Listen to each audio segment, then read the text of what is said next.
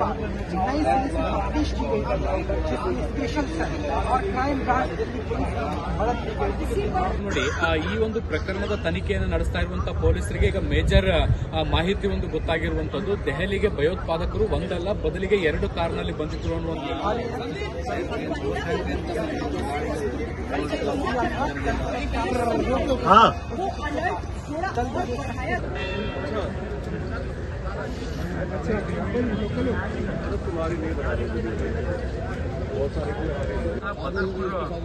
Toll plaza ಏನಿದೆ ಅಲ್ಲಿ ಈ 2 ಕಾರುಗಳು ಏಕಕಾಲದಲ್ಲಿ ಮುಖ್ಯವಾಗಿರುವಂತದ್ದು ಗೊತ್ತಾಗಿದೆ. ಅದರ ಜೊತೆಗೆ